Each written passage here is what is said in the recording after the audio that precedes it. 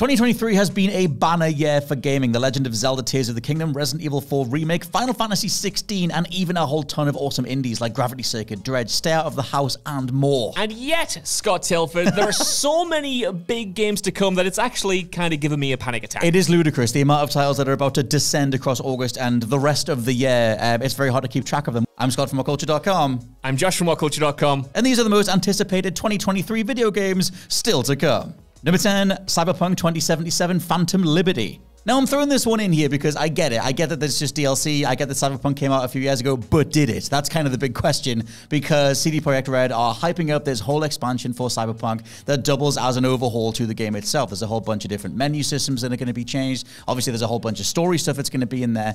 It kind of low-key feels like their No Man's Sky moment. It feels like their first major expansion. I mean, it is the first major expansion to the game, but it feels like the thing that's going to turn heads. And they're doing it very subtly so far. They're doing it very it's just kind of there. If you want to check it out, just come play it. We're not going to bother you. We're not going to do a whole bunch of media blackout stuff or whatever. We're just going to put it out here humbly, and I think it's going to be a big deal. I can't wait for it, Scott. Oh. I really enjoyed Cyberpunk 2077 when it first launched, despite its myriad of problems Same. that were admittedly unforgivable. But now, in 2023, it does seem like Cyberpunk is finally what we wanted it to be in December of 2020. And that is exciting. If this is anywhere near the level of The Witcher 3 Blood and Wine, I think it could be a smash hit.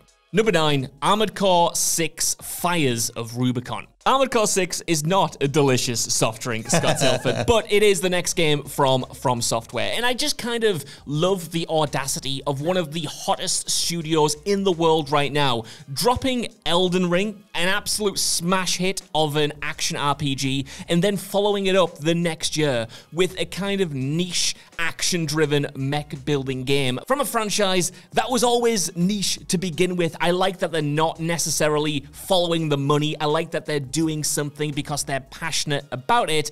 But even apart from that, the previews we've seen for Armored Core so far, to me, look absolutely spectacular. The combat looks fast, the combat looks energetic, the combat looks like it feels like $1 million, which all From Software gameplay systems kind of do. From Software are on the form of their careers right now. I said this on the podcast. Please go subscribe to the What Culture Gaming podcast. But it is very much worth just appreciating the run that they are on, the run that they've been on since the first Dark Souls. You can argue Demon Souls if you want, but Dark Souls is obviously the one that took off so much more. And just going from Bloodborne to Sekiro to Elden Ring, and then having the money, the weight, whatever it is, to just go, actually, we want to do a sequel to one of the most treasured cult classic video game franchises of all time and do it bigger and better than ever.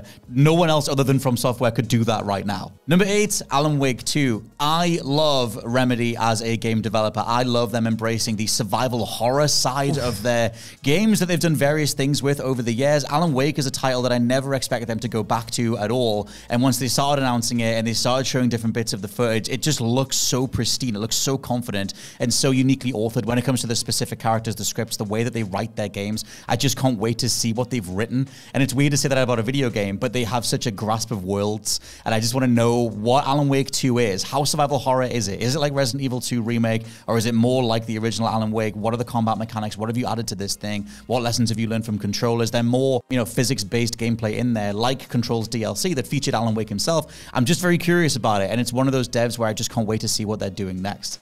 Number 7, Alone in the Dark. For the past decade, I've always wanted to see the return of Alone in the Dark because kind of like Silent Hill, which we may or may not be getting to later on, it's been a franchise that has been done dirty over the past decade. It was never clean.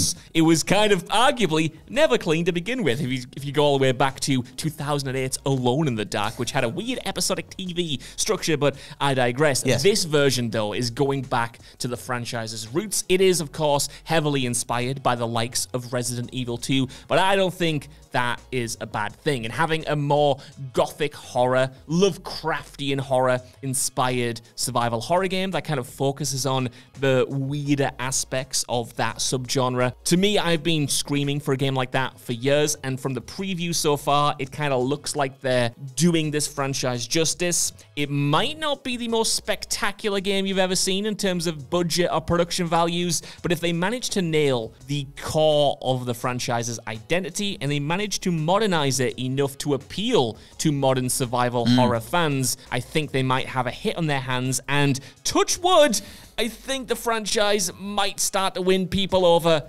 again. Number 6, Sea of Stars. This is easily one of the most anticipated JRPGs in quite some time. It's made by Sabotage Studio, the dudes that did The Messenger, which I'm just going to shout out The Messenger again. That game's from like 2017 or 2018. One of the most pristine 2D action platformers you can play. I love that Sabotage just took all of that game's money and just went, why don't we just do our dream RPG? Let's just do a Chrono Trigger style RPG with really cool turn-based combat and various moves that'll play off each other. Really good party makeup. And it's just super charming. The music's gorgeous. The demo's available right now if you want to try it before the end of August.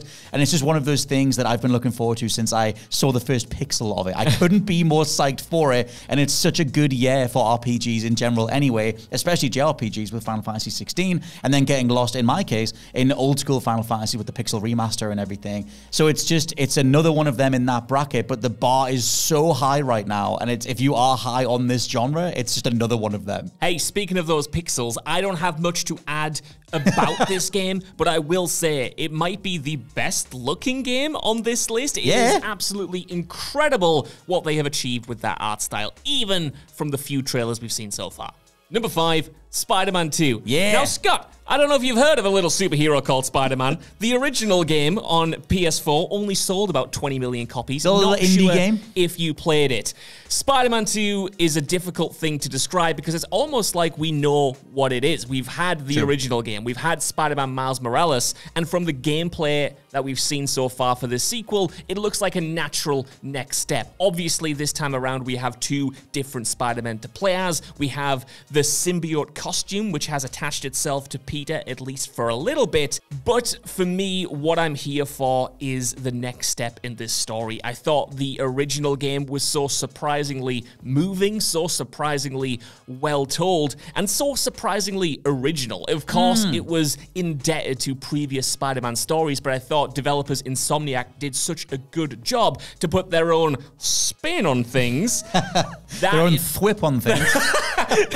I can't go any further. They just managed to achieve something special with the storytelling, managing to surprise and to reinvent things that Spider-Man fans have taken for granted. So, when you have a storyline as iconic as the symbiote saga and Venom as a villain, I can't wait to see what they have in store for us fans, and I can't wait to see how they manage to subvert expectations, hopefully in some regards, and deliver their take on such a memorable and special Spider-Man villain. Hashtag Peter is Venom. Number 4, Super Mario Wonder. Josh, you like Mario? I famously love Mr. Mario and his best friend, Waluigi. Marshall Ario. I can't get enough of Super Mario in general. It has been an age since Nintendo has done a dedicated 2D Mario platformer that was new for the platform, and the game looks absolutely gorgeous. There's a whole aesthetic with this game where they're just high off their faces. The whole approach to this is what if you ingest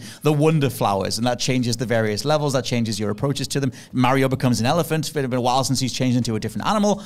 It's just one of those things where they've taken all the lessons learned from obviously game design across the last 30 plus years and just done whatever the hell they want. And I think they're having so much fun with it. But I feel like everything they've got with Wonder so far does look genuinely impressive. And so I just can't wait to get hands on with what they've thought of. It's by far their biggest flagship IP, like next to Zelda. And we've had Tears of the Kingdom. I want to know what they're doing with the guts of raw 1980s Mario.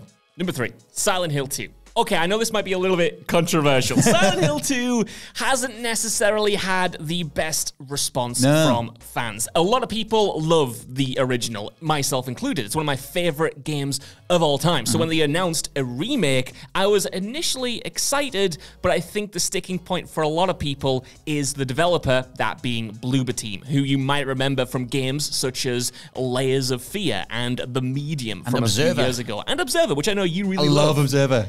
They have made a lot of good games, in my opinion, but to give them such an iconic franchise, that is definitely a risk. But I like risks in video games, Scott Tilford. I like to see developers with ambitions to come into projects and kind of beat expectations, to deliver something that we didn't expect. And everything I've heard about Silent Hill 2 so far has kind of not been what I expected at all. The way they're apparently reinterpreting parts of the story, modernizing certain aspects, changing around some of the cutscenes.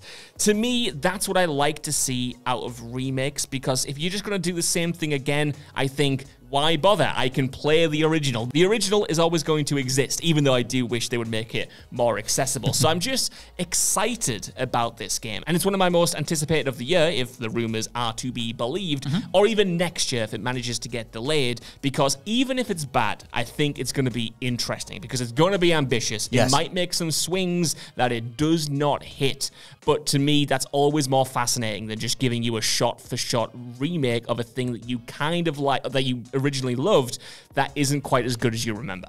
Number 2, Mortal Kombat 1. This is a weird one because almost like with Silent Hill 2, I'm putting it on here because of the default amount of anticipation around it. Mortal Kombat 1 being this soft reboot of the entire Mortal Kombat timeline. It's just a weird thing where they're showing off this assist-based fighter. They have all these different tie-ins. They have Omni-Man in there and Homelander. It's one of those things where I see what they're going for, and I see Warner Brothers putting their business tendrils in and just making it bigger and bigger and bigger and having all these different assist characters that can be in there, and the assumption of microtransactions and monetization and things that sort of dogged Mortal Kombat 11's first few months before they refined things.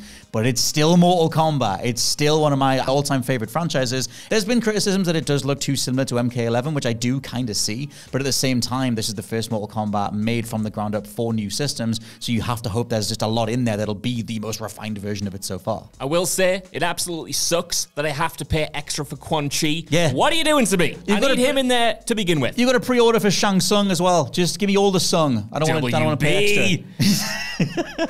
Number 1, Starfield. Of course. Scott, Bethesda cannot mess up with Starfield, which is why it's my most anticipated game of the year. We have not had a proper single-player Bethesda game in 8 years. Fallout 4 released in 2015. Oh my God. And that was the year that The Witcher 3 came out and kind of stole its RPG crown. Since then, we've had Fallout 76, which was obviously initially a disaster and really tarnished Bethesda's reputation. I don't think they can withstand another disappointment. I think this game has to be something special. Yeah. It's the first new IP they've worked on in decades. It's taking their brand of RPG gameplay to the stars, literally giving you 1,000 planets to go out and explore. And I just think that ambition is exciting. And the more we've seen from the game, the more they've peeled back that curtain and allowed us to see how it actually plays, how it actually looks. I just think it has started to etch back people's respect in a way. And of course, the proof will be in the pudding. You can never bet on a Bethesda game before launch because even the great ones like Skyrim are buggy as hell. And I'm sure this game will have bugs as well, just considering the scope of it. But the imagination that they've shown so far and the creativity and the innovations to their base structures that have been in their previous games, to me, are all steps in the right direction to deliver something that is as special as a Skyrim, that is as special as a Fallout. That's the thing with all of this, is that I just need them to prove they can still do it. I've not believed in them for over a decade. The last time that they blew me away was Skyrim, and like you said, that game still launched really buggy. It was just that at the time, we didn't care as much. The industry wasn't known for being completely broken and buggy, and day one launches being a mess and needing patches and whatever. When you got launched up into the sky by that giant at the start of Skyrim, it was just funny, it was fine, and things got patched over time. But it's one of those things where there used to be a certain level of just being genuinely impressed by a Bethesda world, and I feel like they've not hit that in probably, I would say, not since 2011. So it's one of those things where I just need to know what they've built, and they've shown different parts of it, and they showed off the different computational realities of what they've built in terms of the game's matrix and how many different things it's tracking. I'm just curious. It feels like a big deal. When you ask people what the game they're most looking forward to is for the rest of the year, it nearly defaults to Starfield. For me, nothing else in the AAA space looks like Starfield, looks like its aesthetic and its world building. And that's what entices me, because nothing really looks like Fallout. Some things look like the Elder Scrolls, but the Elder Scrolls does that kind of fantasy setting better than other things and still has its own identity, in my opinion. And for me, Starfield doesn't look like any other big sci-fi game on the market right now, and I just think that's really neat. So those have been the various most anticipated games for the rest of 2023. Let us know your own favorites down in the comments below, and please check out the Final Fantasy 16 Genius video that I put together the other week. Josh, you have something too. Also, please subscribe, because in a few weeks I should have a very, hopefully, interesting editorial out on my favorite and most underrated game of the year so far. Yeah. So please subscribe for that. Massive thank you to everybody for watching. I've been Scott from WhatCulture.com. I've been Josh from WhatCulture.com. And we'll catch you next time. Bye-bye. Goodbye.